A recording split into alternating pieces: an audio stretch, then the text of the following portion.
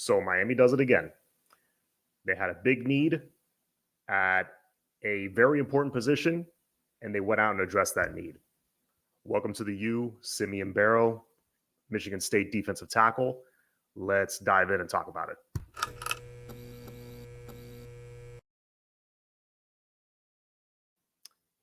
Okay, so Simeon Barrow, as you guys have probably all done your homework already, 6'3", somewhere between 290 and 300 pounds. Big time get for Miami because he started the last 2 seasons with Michigan State. Veteran, very productive, especially in the Big Ten, which is saying something. I mean, there's some trench bullies in that conference. And, he went up against some good competition.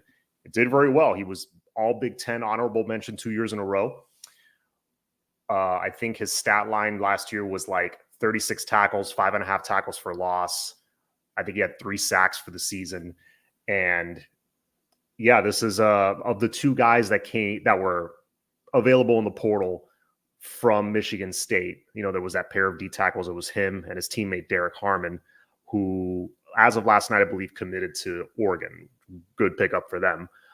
But yeah, we wanted both, but I think we got the better player of the 2. Maybe not the bigger guy, because Harmon is like 6'5", 330 or something like that. But he's more of a space eater, whereas Barrow is more of a productive player, which really ultimately that's what I wanted. But let's see who's in the chat right now. Chris Gons, long time I've been here. Thank you for coming on. Greg, yes, I am definitely having a great weekend so far with that news last night. Go Canes. Jay Singh, what's going on, sir? So big time get for the Canes defense. Defensive tackle is extremely important. And like we always say, the great teams of the past had disruptive defensive tackles. And really, I mean, look at the recent Georgia teams that went back-to-back for national championships. They had amazing defensive lines, especially they had like NFL-ready defensive tackles. So very important to address that. I went into this transfer portal window really wanting 2 defensive tackles. Before I go further into that, let me take a sip of my Cafecito. And please hit the like button while you're here, by the way.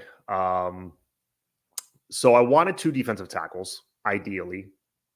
A guy that you can put next to CJ Clark as your starter and maybe another depth piece. Or possibly 2 starters. I'm always looking to upgrade, and that's what Mario is trying to do right now. But I'm looking at this 2 deep, this roster. And after adding Simeon Barrow, you got pretty much him penciled in as a starter, and you got CJ Clark penciled in as the other starter. Behind them, you had Marley Cook, who, some people aren't really high on Marley Cook. Some people are. There's really 2 camps on him. I'm in the camp that thinks he's going to be a productive player. I think he's going to be a nice rotational piece. People see him and they just think, oh, it's another Thomas Gore. That's not the case. Marley Cook's a little bit bigger, a little bit stronger, a little bit more explosive, and Ohio State wanted him. So that should be a good indication right there of the kind of player he is. So he's another guy that adds, a little bit more veteran leadership as well. So you got him as a backup, and then you got a couple of our homegrown guys that we recruited out of high school, Ahmad Moten, Josh Horton, who I'm expecting a bit of a step forward from Ahmad Moten this year because he's really putting in the work. We saw a small step forward from him last year. I think we'll see another one this year. And then Josh Horton has fantastic measurables. He's got great size. I think and great athleticism, especially. He could take a big step forward. So you got those 2. And then we got some serious reinforcements coming in the fall or in late summer, early fall, whenever they arrive. You got 5-star recruit Justin Scott. That dude, I'm expecting something from him, like some kind of contribution. A freshman like that, I'm expecting contributions right away from 2 freshmen on defense. From him and from Zaquan Patterson. Those are 2 guys that if you're like, yeah, you're gonna have to lean on them a little bit for 15 10 to 18 snaps in a game, and I'm like, okay, that's cool with me. Nope, I'm cool with if it's those two guys because they're so highly rated. That's what you expect out of them. Nobody is a can't miss prospect. I don't believe in that. I don't think anybody's 100. Anybody can be a bust, but I'm very excited about Justin Scott coming in the summer. So you add him to that room, that rotation of 4 or 5 guys, and then you also have Dalen Russell. He very well could contribute this year. I'm not expecting it. He is a little bit undersized, but we'll see. And then you also have Armando Blunt, who he could contribute. The only thing holding him back potentially is that he's extremely young. He is graduating a year early from high school, so I think he just turned 17. So we'll see. I'm expecting him to just play his 4 games and redshirt. That would be great. But if you tell me let's call it a 6-man rotation where obviously the top 4 get the most snaps, and then you got a third pair there for depth and to play in mop-up duty and things like that. You got Clark, Cook. You got Simeon Barrow, newly acquired. You got Ahmad Moten, Josh Horton, and Justin Scott. That's 7 guys. 4, the top 4, I really trust. I am very comfortable with them getting the majority of the snaps. And then the last 3, mop-up duty. They come in when the guy's nicked up here and there. To me, that is a strong 7. As long as if Justin Scott was being dependent on to start or be in the 2 deep, then I'm a little more worried, but that's not the case here. So I feel good about the defensive tackle room. I don't think we need to add anybody else. If if somebody shakes loose, that's like, oh my God, we need to go after this guy. Fine. Mario's probably going to do that, but I don't think so. I think the defensive tackle room is pretty much set. I think we seriously underestimated it as a fan base, how much we've overhauled our D-line this offseason with Clark and Barrow, coupled with Cook, Moten, Horton, and the freshman commits. Yeah, no, that's what I'm saying. That room is deep, especially bringing in Barrow to kind of round it all together. That, for many reasons was a great pickup, and one of those was because of, to really solidify the numbers there. Like I just said, you got about 7 dudes for those 2 spots, and you could also be versatile. You can go with 4 down linemen, 3 down linemen, 5 down linemen if you want. You can go NASCAR package. You could do different things now, things that we couldn't do a year ago or 2 years ago. So I feel pretty good about the D tackle room right now. Now, we have the official count right now that most people have is 84 scholarships, leaving 1 scholarship spot available at the moment. Now, keep in mind, this is a very fluid thing. I think there's probably 1 or 2 more that have submitted their paperwork that we don't know about yet. Sometimes that takes a couple days. Sometimes, they don't announce it to the public right away. So if we need to go out and get 2, 3, 4 more guys, they'll free up the spots. I'm not concerned about that. Now, of the guy, and before I go into this, after picking up Simeon Barrow, can we please lay off of Coach Salavea? I think between the recruiting overhaul, like Jay Singh just said, and what he was able to do with the defensive line last year with all the injuries, we still have one of the better rush defenses, maybe the best rush defense in the conference for a good chunk of the season. I think let's agree to lay off him a little bit. Just wanted to throw it out in there. Where was I going with that? Oh, so the other spots that we need to address on defense. Offense, I think we're pretty much set unless they want to go out and get another interior lineman, which I'd be very open to. Aside from that, I think the offense is pretty set. Defense, you definitely have to address safety. This is how the safety room looks right now. It's a little thin, a little alarming. Makes me nervous. Yes, you did go out and get Mish Powell. That was huge. But you lost Savion Riley. That was also huge. And you got Markeith Williams. You got, I'm looking at it right now, Jaden Harris, who I think is going to get a lot of playing time. I'm good there. So look, ideally for 2 safety spots. Now this is traditional, traditional defensive lineup where there's just two safeties back there, two safeties, two corners, right? Two safeties, you want a rotation of four guys that you can really trust. Three, to me, is not enough. You need four. So who's your rotation of four right now? Mish, okay, I'm good with that. Jaden Harris, pretty good with that. Markeith Williams. That bowl game made me nervous. He's a little undersized. Having to come up and make tackles in the box and stop the run. His lack of size, he struggles with that. He is usually in the right spot. I will give that to Markeith.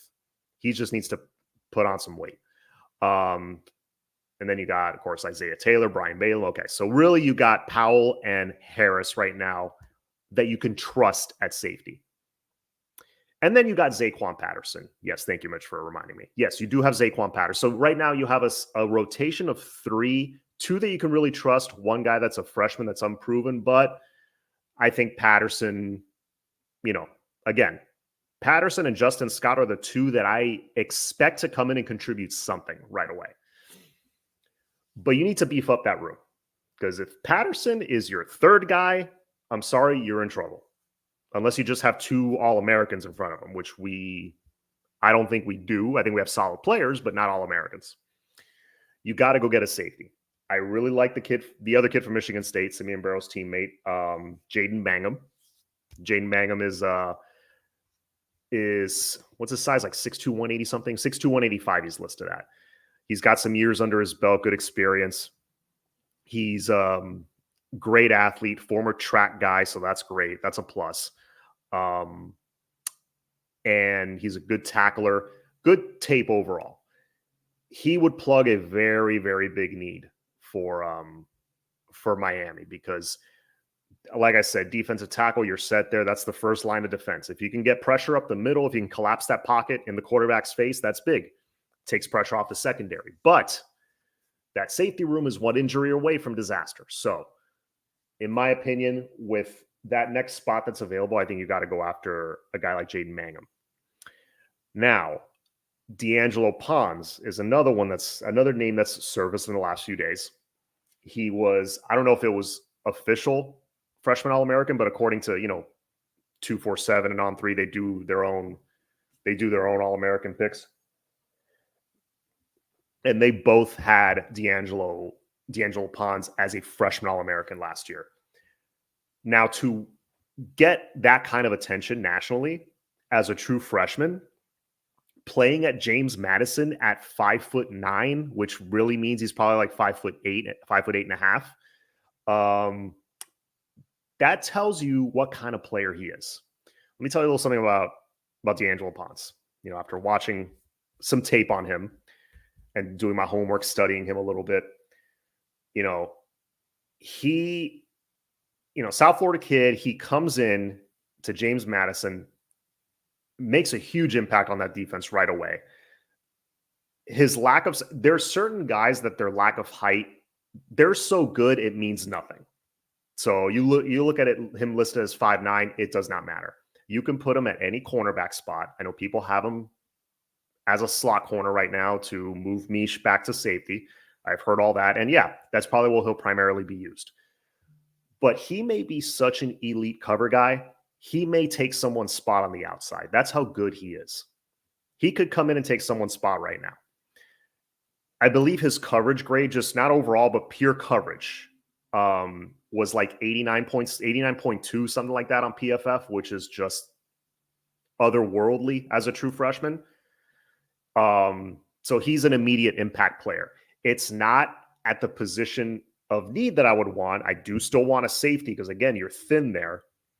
Or maybe their thought is you put Pons at corner and maybe you move someone like, I don't know, like Jadis Richard back to safety, which he has versatility. You can put him at safety. I would prefer him at corner. I think that's where he's better. But, Pons is another one that it might not be a position you need a guy, because I think at corner we have a 4-man rotation for those two cornerback spots that I really can trust, especially getting Diani Hill. But he's such an impact dude. I don't care. I think you bring him in. If he wants in, you bring him in. Because again, he's so good, you can move other pieces around. And in today's college football, you do need a great slot corner. You do. You got to be able to cover those slot receivers. You got to be able to, I just saw your note here, Greg. Yeah, he was looking at Ponza's tape and successfully defending 6'3" receivers. Yeah, no, his lack of size doesn't mean a damn thing. That's how good he is. That's how talented he is.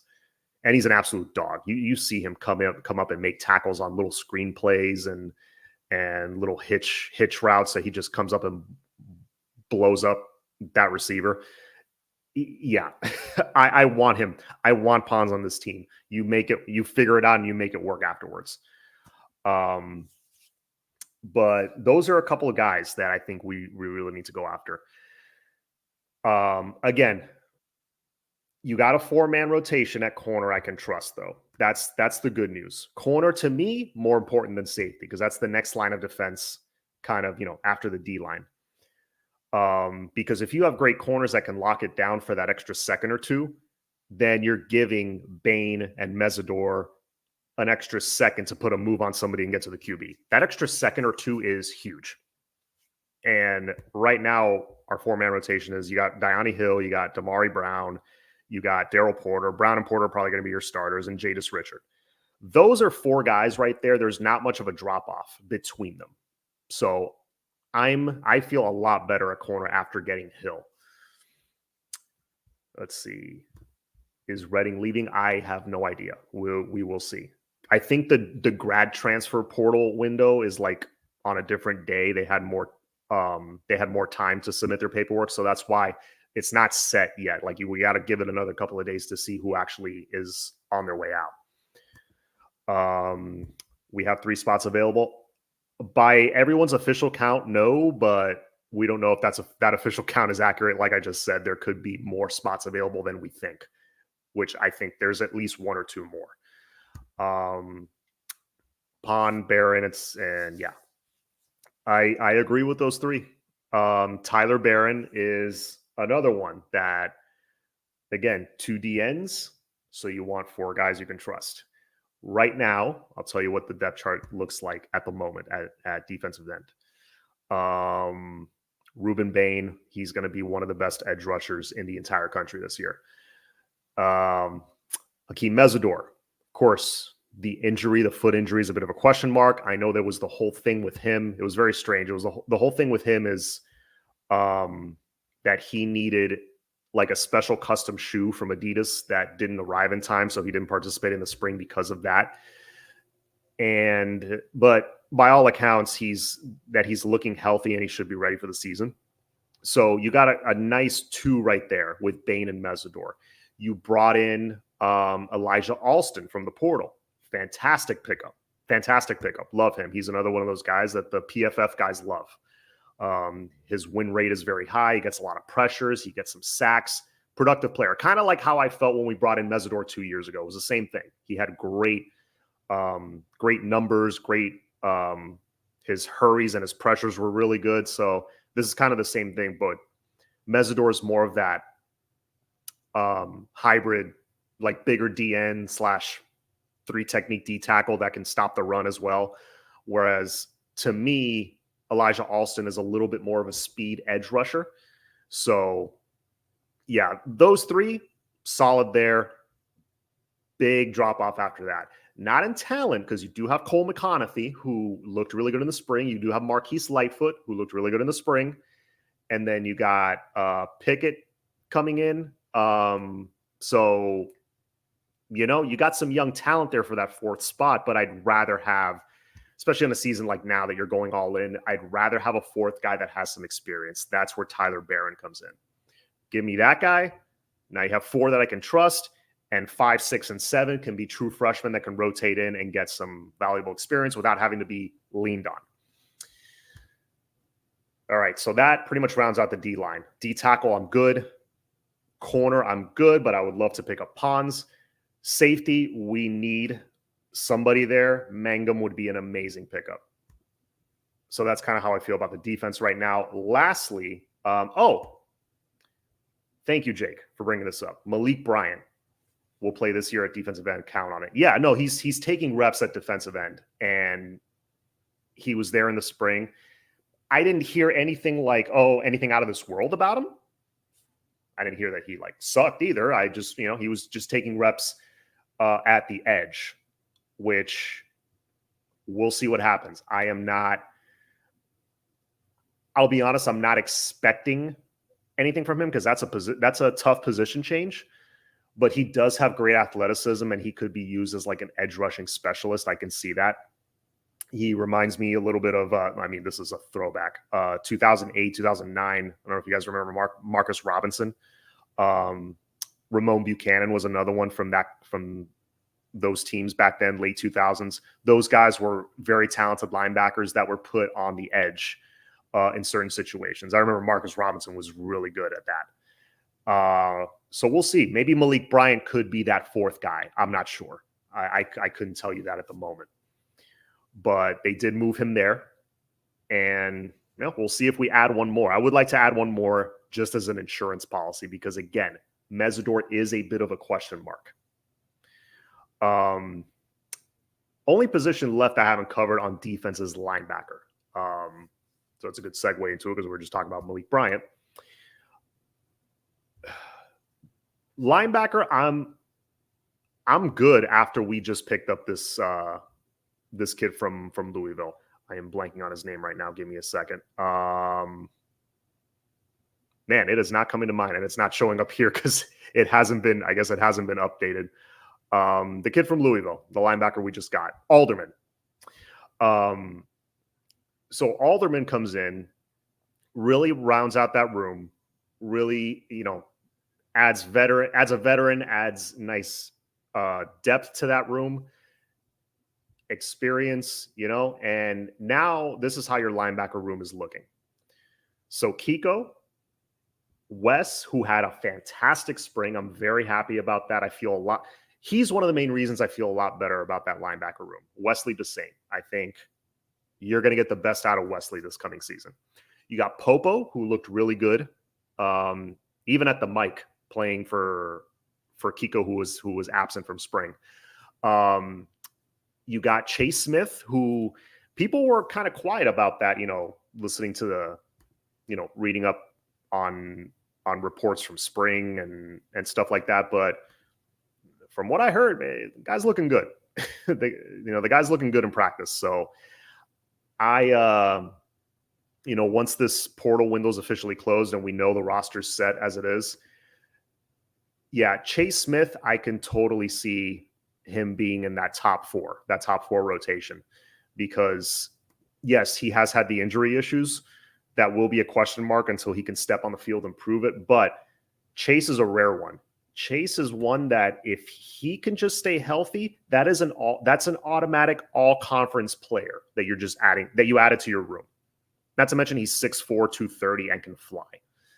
So you got him. You got Chase, Wes, Popo, Kiko, Bobby Washington back there. He'll get snaps here and there. He'll probably play a lot of special teams this year because of his speed and his size. But those top four I just mentioned, pretty solid. And then you add Alderman to that.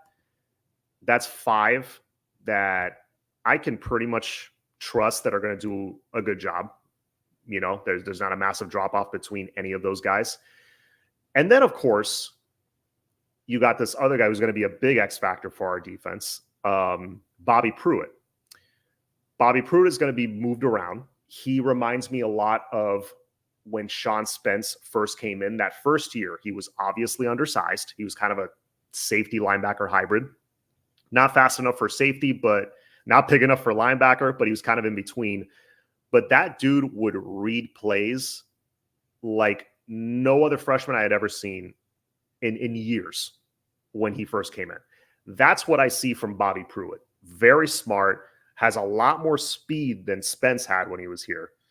So that's another guy that you can plug in at linebacker. You can put him at the jack. You can drop him back to safety. You can move Pruitt around. He was a gem in this class and is already making noise in the spring.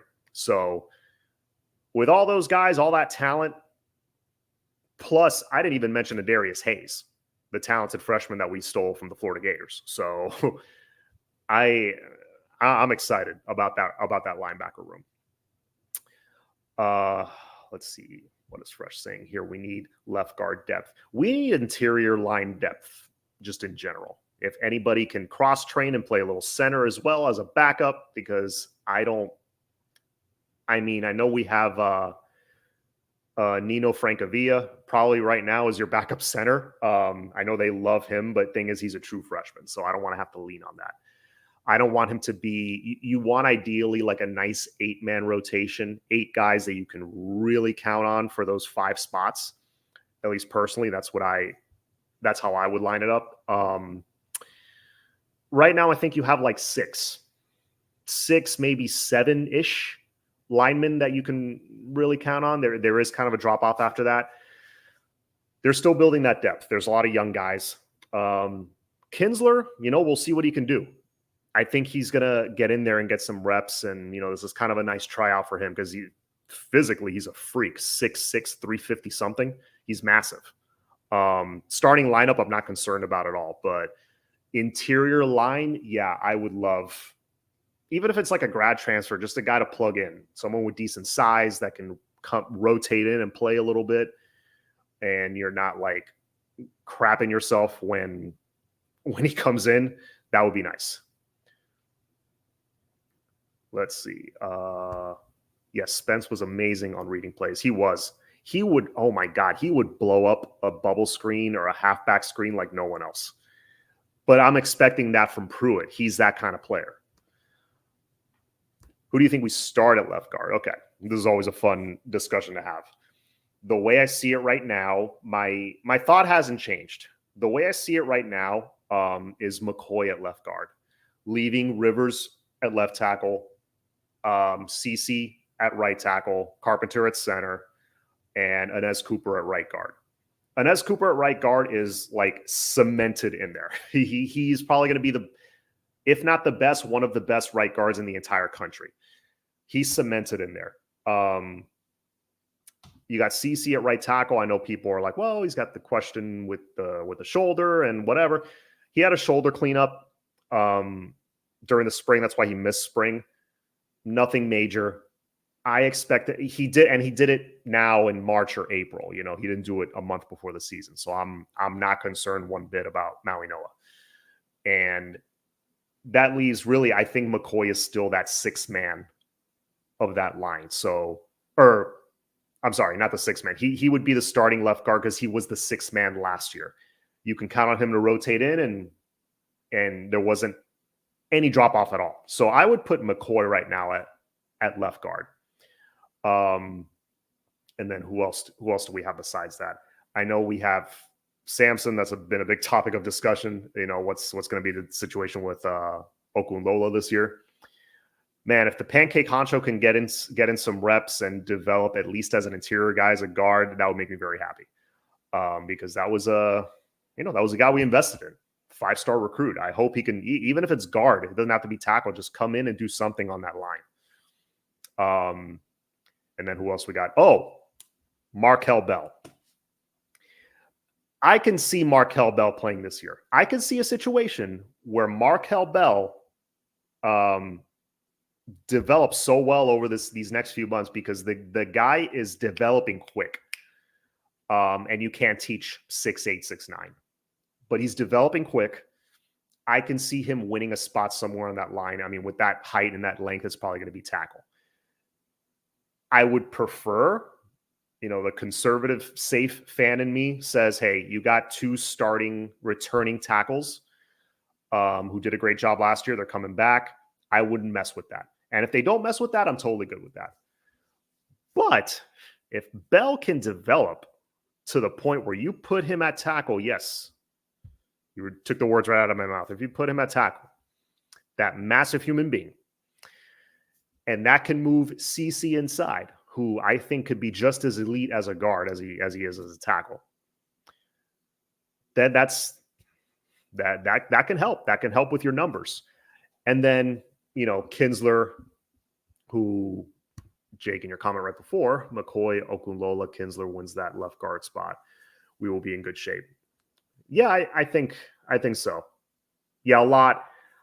I really have my eye on Kinsler and Bell. If Kinsler and Bell can develop, the way I think they're going to, because again, both have freakish size. If they can both develop into solid players, I think we're good. We're good at the line, and we may not even need to go pick up anybody. Yes, Honcho needs to step up. We kick Samson inside. Yeah, well, Samson, I think, was getting a ton of reps already at guard. So I think that's where he'll find a home, if anything, this season. Let's see if I missed any comments.